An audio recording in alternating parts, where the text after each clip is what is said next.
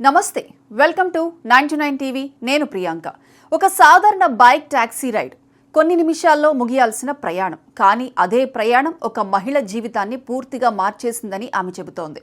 ఇప్పుడు ఈ ఘటన సోషల్ మీడియాలో తీవ్ర చర్చకు దారితీసింది. యాప్ ఆధారిత బైక్ టాక్సీలు నిజంగా ఎంత సురక్షితం, ప్రయాణికుల భద్రత విషయంలో కంపెనీల బాధ్యత ఎంత, మహిళలు ఎలాంటి జాగ్రత్తలు తీసుకోవాలి, ఈ రోజు ప్రత్యేక విశ్లేషణలో తెలుసుకుందాం. ముందుగా అసలు ఘటన ఏంటి? బెంగళూరుకి చెందిన ఓ మహిళ సోషల్ మీడియాలో తన అనుభవాన్ని పంచుకున్నారు. ర్యాపిడో ద్వారా బైక్ రైడ్ బుక్ చేసుకున్న సమయంలో డ్రైవర్ నిర్లక్ష్యం వల్ల ప్రమాదం జరిగిందని, తీవ్ర గాయాలతో అనేక శస్త్రచికిత్సలు చేయించుకోవాల్సి వచ్చిందని ఆమె ఆరోపించారు. తన జీవితమే ఒక్కసారిగా మారిపోయిందని భావోద్వేగంగా వివరించారు.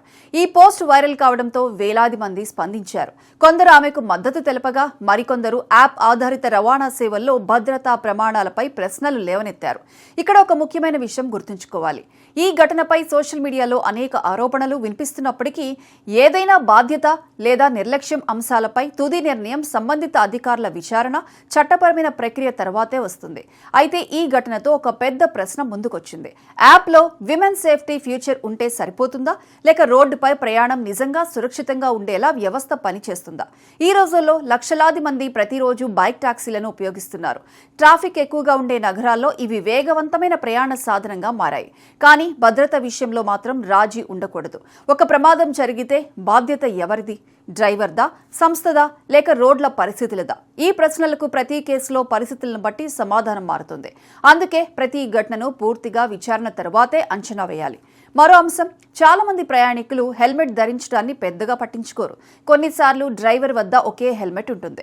ఇలాంటి పరిస్థితుల్లో భద్రత మరింత ముఖ్యమవుతుంది. కేవలం మహిళలే కాదు, ప్రతి ప్రయాణికుడు వాహనం నెంబర్ చెక్ చేయడం, యాప్లో చూపిన డ్రైవర్ వివరాలు సరిపోతున్నాయా చూడటం, అవసరమైతే ట్రిప్ను కుటుంబ సభ్యులతో షేర్ చేయడం వంటి అలవాట్లు చేసుకోవాలి.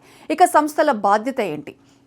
డ్రైవర్లకు సరైన శిక్షణ ఇవ్వటం, రోడ్డు భద్రతా నియమాలను ఖచ్చితంగా అమలు చేయించడం, ఫిర్యాదులు వచ్చినప్పుడు వేగంగా స్పందించడం, బీమా, అత్యవసర సహాయం వంటి వ్యవస్థలను సమర్థంగా అమలు చేయడం.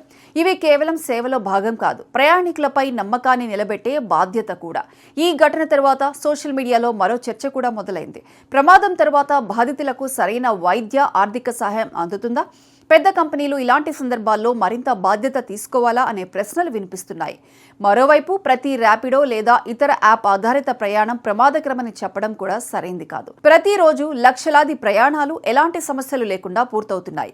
గతంలో ప్రయాణికులను సురక్షితంగా గమ్యానికి చేర్చిన డ్రైవర్ల కథలు కూడా వెలుగులోకి వచ్చాయి. కాబట్టి ఒక ఘటనను మొత్తం వ్యవస్థకు ప్రతిబింబంగా చూడకుండా, అదే సమయంలో భద్రతా లోపాలను నిర్లక్ష్యం చేయకుండా సమతుల్యంగా చూడాలి. ఈ సంఘటన మనకు చెప్పే పెద్ద పాఠం ఏమిటంటే, సాంకేతికత ఎంత అభివృద్ధి చెందినా భద్రత విషయంలో మానవ బాధ్యతకు ప్రత్యామ్నాయం లేదు. డ్రైవర్ జాగ్రత్తగా నడపాలి, ప్రయాణికుడు భద్రతా నియమాలు పాటించాలి, సంస్థ వేగంగా స్పందించాలి, ప్రభుత్వం కఠినమైన ప్రమాణాలు అమలు చేయాలి. ఈ 4 కలిసి పనిచేస్తేనే ఇలాంటి ఘటనలు తగ్గే అవకాశం ఉంటుంది.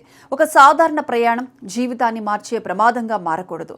ప్రతి ప్రయాణికుడు సురక్షితంగా ఇంటికి చేరుకోవటం ఏ రవాణా సేవకైనా మొదటి బాధ్యత కావాలి. ఈ ఘటనపై విచారణ ఏం తెలుస్తుందో వేచి చూడాల్సిందే. అయితే భద్రతపై చర్చ మాత్రం ఇప్పుడే ప్రారంభం కావాలి.